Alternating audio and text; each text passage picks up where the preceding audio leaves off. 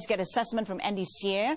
He made waves for predicting last year's economic meltdown. Andy is now an independent economist and a former top analyst at Morgan Stanley. Andy, given China's latest manufacturing data, does it look like China's economy is at a crucial stage, moving from perhaps recovery to stability?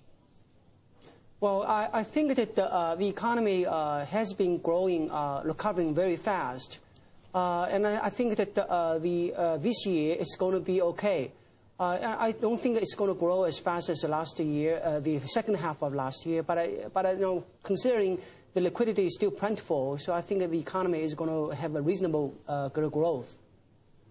Just okay, but China's central bank advisor, Fan Gang, he's now saying the country is emerging from a crisis and getting into what he calls a boom time. What policy implications are there? What do you make of this reading? Well, I think that on the domestic side, investment is overheating, in particular on the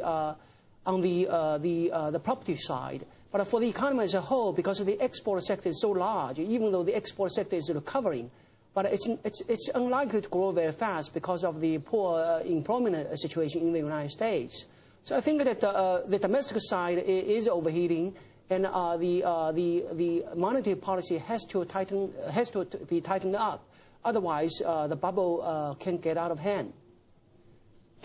Andy, you touched on the U.S. China is the biggest U.S. creditor. What do you think it makes of Obama's $3.8 trillion budget? I mean, with a record budget shortfall of $1.6 trillion. Well, I think that the U.S.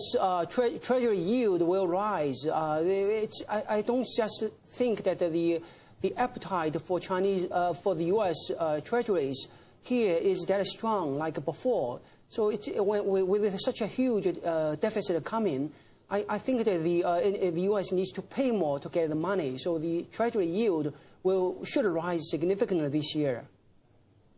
So you're saying that China will not continue to buy U.S. Treasuries, or perhaps buy less of U.S. Treasuries? I think it's just there's a price for everything. Considering the supply, I think that the people here just need a higher yields to buy the same amount or buy more. So that's why the right call is the U.S. Treasury yield should rise.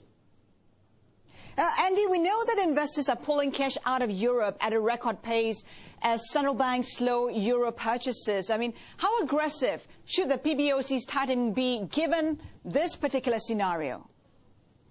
Well, I think what's going on in Europe might have an effect, but it's going to be marginal. The China's situation is very much related to the property sector and the local government investment, and both sides were pumped up tremendously by the excessive bank lending.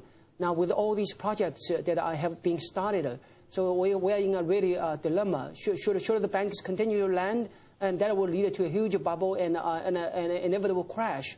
Or should the banks stop lending, and a lot of projects will be kept on hold, and a lot of waste? So I think it's really in a delicate situation here. A delicate situation, but what's your own take on it? What do you think the banks should be doing? Well, I think the government is trying to strike a balance. They don't want to cut back funding quickly. They're trying to slow down the funding. And so the government is talking about a 17% loan growth rate. That would amount to about 7 trillion or so. Last year, the bank lending increased by nearly 10 trillion. So it's still a significant cutback, but it's not a dramatic cutback yet.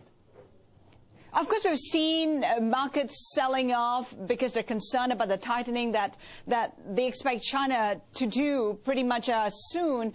Your take on this? Do you see this sell-off tapering off soon enough? Well, I think the government wants the bank lending to cool. They have not increased interest rate yet. So the market is falling because of its anticipating interest rate going up. So I think the interest rate will go up, but it will not go up dramatically. I expect the interest rate to be raised by 2 to 3 times. So it's not dramatic for China's economy that is growing at such a high rate. But because the market had such a high expectation, so that's why the market is pulling back. The market thought there would be no monetary tightening this year, but there is coming. So that's why the market is falling. Andy, is there really an asset bubble in China? I mean, property prices in China are still not as high as those in Australia as well as the U.S. Are concerns overdone? Are concerns overblown? Should we fear it could lead to a U.S.-style real estate slump?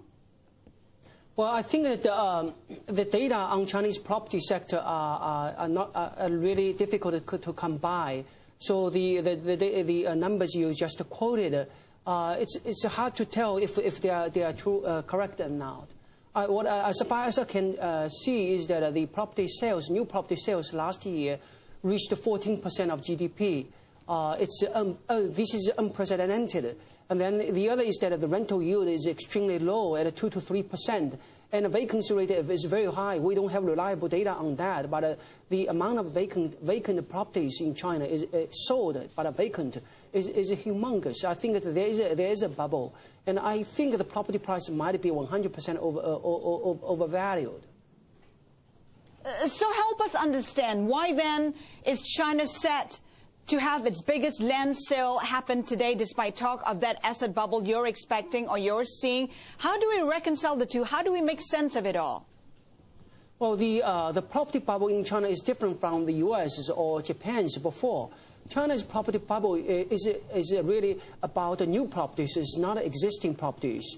And it's about the local governments get most of the money that buyers put into the market. So it's really a fundraising operation for the government. And the local government's fiscal revenues depend very much on the property sector. Possibly half of the local government's revenues is from the property sector. So that's why they continue to push for land sales at record prices. I think there is some sort of struggle between the central government and local government. But the bottom line is that the fiscal situation in China as a whole is very dependent on the property sector. Of course, we've heard Premier Wen Jiabao saying that he'll stabilize property prices, he'll crack down on speculation to keep housing affordable. Do you see enough signs he's working towards keeping his promise? Well, we're seeing some significant measures that have been introduced in the last couple of weeks. It's in particular on the second flat or third flat. The mortgage conditions have been tightened considerably. Indeed, if these changes are implemented, the demand from third flat buyers is going to dry up. It's going to have a major impact on the market. The demand side, it's dominated by the speculative demand. It's like the people who buy second or third or fourth flats. Now, without bank lending, it's very difficult to see this demand to continue this year. So the developers who are paying record prices for land might get trapped this year. And so far, in the last 7 years, the prices have kept going up. The land prices has gone up by over 10 times. In some cities, by over 20 times. So the property developers believe their land price should always go up. But this time it may not be so. I think that the people who are paying such high prices could lose big money.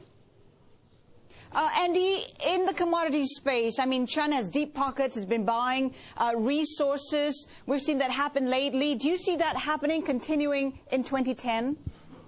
Yeah, I think so. I think the resource sector story is much more long-lasting than other stories like the economic recovery story or the property story. China has a huge resource shortage, and it's got a huge foreign exchange reserves, and so a significant amount of their money will be put into the resource sector. So I think that it's not just a 2010 story. It will last for the next few years. This is the only story that I have faith in. All right, good stuff. Independent economist Andy Xie, thank you so much for your insights on the trade today.